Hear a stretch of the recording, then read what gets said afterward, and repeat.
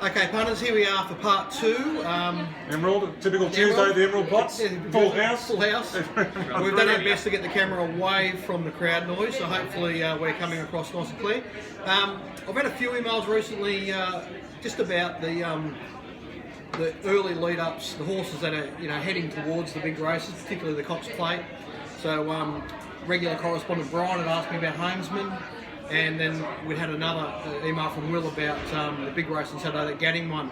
So I just thought I'd just add a quick bit myself about my thoughts at this stage, and then you guys just chime in whatever you think. So typically, the first point to make is with both Homesman and the horses that come through the race at Gadding one on Saturday, they've really established themselves a really good early platform to get to where you need to go to compete in that kind of race. So that's really all you need to have done at this stage. Rather than a barrier trial, sit and spring, it's been a great hit out for him. Yeah, so, obviously the horses that ran Saturday are run in front of Homesman. He's only run first up. So that race rated probably a couple of lengths better than Homesman did at Moonee Valley, but the Moonee Valley race at Homesman one was a good shape, and it's a really good starting point for him. And it's at Moonee Valley, and he's in the race, so now they can sort of prep around that race. Now, to get to the level you need to win a Cox Plate, so we'll ignore Winks. Yeah. We'll just look at the horses that have run second so like horses like Ben Battle Humidor and so forth. Homesman would need to improve somewhere between probably 3 and 5 lengths to get to the level that you need to win the race, typically. And he's got 3 runs to do it. So he can make the progression. He's got to start, and there he is. He's a live hope in the race. The horses that come through Saturday have had the extra run. It was a really good run for Mystic Journey. The winner was, there's a lot of retrofitting going on about how it was findable, and that is true.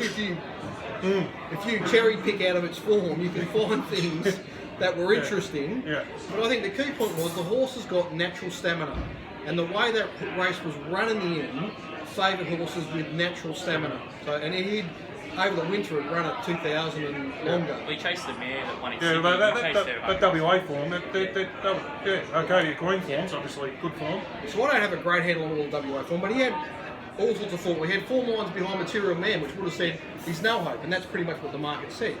But he had form around Scales of Justice, where he beat him home, it said, but it was a long time ago, but yeah, here we are. And then he'd run in some of those good races last summer behind Galaxy, whatever that horse is called, and Arcadia Queen, which said he was a chance, and in the end he found the race that just suited him perfectly. He's obviously a really strong miler, probably 1,800 metre horse, and he has a high cruising speed, he's sat in the right spot. Great ride. That's the other most important thing was the rider change. I don't know Lee Newman, but I know Jamie Carr, and she's a Group 1 rider, so it's a beautiful pair of hands. But that's how they'll run the Cox Plate too. It's going to be hard and tough run Cox Plate these every year. They're the sort of horses. Those get up there and do it himself. Yeah, on what he did they the race other out day. of trouble. They put themselves out of all of the commotion behind. So they give themselves a chance. They're mile 1,800 metre horses in the Cox Plate. Yep, I would. I think that's right. So I think the key thing to watch if anyone wants to go back and look at the replay of Saturday's race was, so Jamie Carr's on a 100 to 1 shot that's second up off a 1,300 metre run. And look at how she behaves in the first 200 metres of that race. She could have easily taken a grip on that horse and sat 2 to 3 lengths further back and would have got a lovely run, to the eye. But she said, no, this horse is feeling really good. I'm not going to restrain this horse at all. She forced up in between runners and made the others work around her. So she forced Scales of Justice to go probably 2 lengths harder than he wanted to go. And that's what won the race.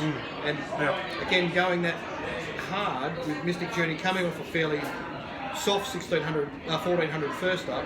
Yeah, it was just a bridge too far for her. But her run is terrific. She's run a terrific figure and everything. What more can she do? Well, she actually the winner actually was a good bunny for Mystic Journey. It just, like you said, just probably ran out of condition that last little bit, or the month between runs. Might have taken a stop. It's a lovely platform. So the final thing I'll say about the Cox Plate is, so these horses have to improve. So Mystic Journey will need to find another 3 lengths at least to be winning the Cox Plate. Yep. If she finds that, she's the horse to beat. If she doesn't, the race is wide open to both an import, so an Adelaide style horse, or a 3-year-old. So you think Yeah. There was one there in second or so, you think? The thing of gaze.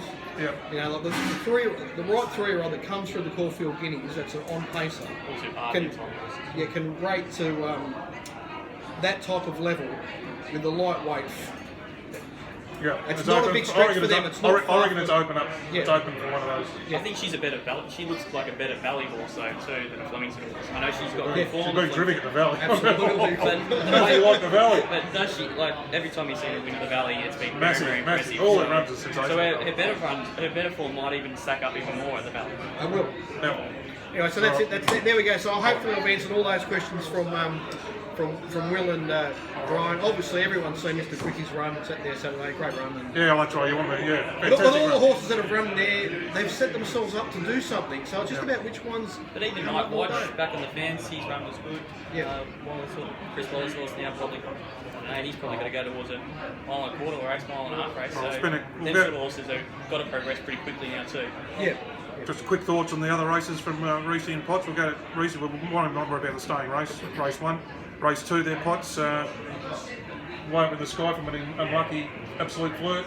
And the second horse, a Theory, they've got a bit far back. But Yeah, both absolute flirt and Theory just got into awkward spots and terrific run. Good start today, Ollie. Yeah, the winner was the Snowden, lightly raced Snowden horse, comes down. The market told you she was there to run really well, and she did. So, For 900 metre runners, wasn't it? yeah. So I backed the horse that she beats at Newcastle at Sandown. For it was like 3-1 into 5-4, and just got to the 200 and said that'll do me, and out the back it went. Vivaro. So, but it did nice have, horse. Did have a very good turn of foot though. When it, I know the other two ran on very, very late, but when D-Lane went, she really quickened very well. And she was right in that patch that I'm talking about. That was badly affected by that jump out. She was right in it. So.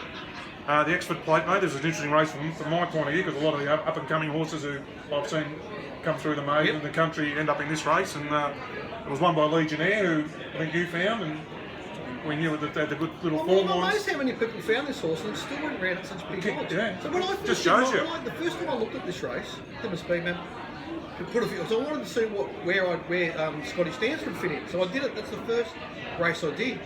So I sort of put some numbers beside the horses, just like early ones, just to get an idea. I go and have a look at the market.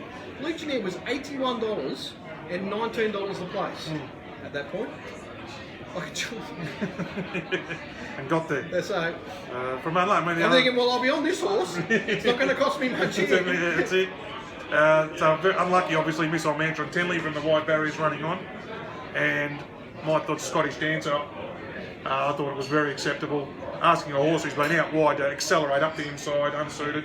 I saw Roll the Dice tweeted last night that it's going for a break and coming back from the autumn. So right, perfect. Yeah, that run will do it no end of good. It would have got an enormous education out of that run on Saturday. It's a good quality race. It's in the middle, on the inside, in the ruck of horses that had the duck and weave. And it never moved inside horses. Its first start was out wide, yeah. On the outside of them. It's only its second start in the race.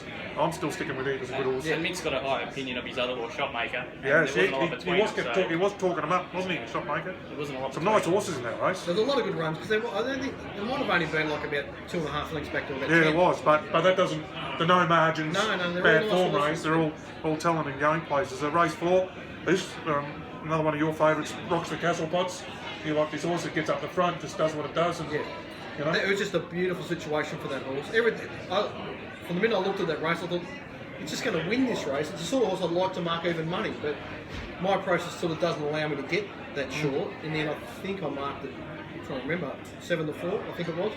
But in the race, it was never going to win by a big margin, but it was impossible to look at that race and not imagine it not in the finish. It just had so much in its favour. Seems like but people worry, and some people in the media worry about the wide draws. In that situation, the wide draws. You're happy that you prefer that. For a horse going forward, it's amazing how you don't have to unbalance it. You can actually get to your spot when you want to get there, and you don't actually unbalance the horse doing it. You just roll into your top gear, and you can just allow the horse to be settled. And they tend to race a lot better when they're drawn out there that way. And that's exactly what happened, Reece. Craig took 300 or 400 metres to get there, and it was completely comfortable doing it, not rushed. Dallasan? Yeah, just a not really nice horse. He had an incredible advantage going into that race, chasing Scales of Justice. I mean, that's just an advantage. He's been trained by Scales of Justice for that race on Saturday.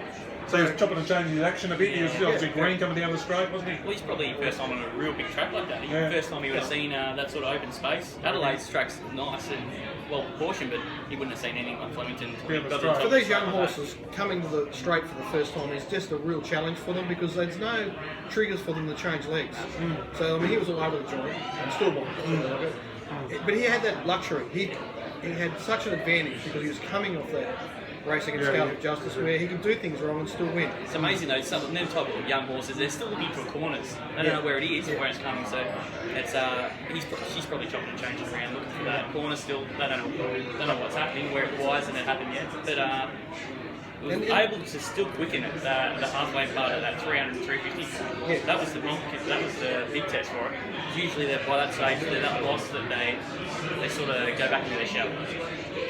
He'll only get better, and still shout out to Raquel Clark who had a first ride at Flemington. She could not have done more on that horse. She took all the risk out of it. They just rode it like the best horse and rode him like the best horse. And Nick Ryan's horse ran very well. Yeah, it did, and Green.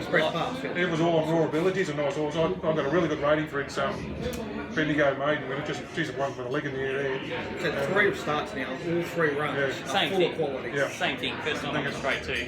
Looking for a corner. Ran the quickest 6 to the 4 of the day or something like that. So, and then in the Stewards report, race greenly. So, plenty more to come from him. And it stormed home from last in one of the Caulfield Blue Diamond lead-ups. Yeah.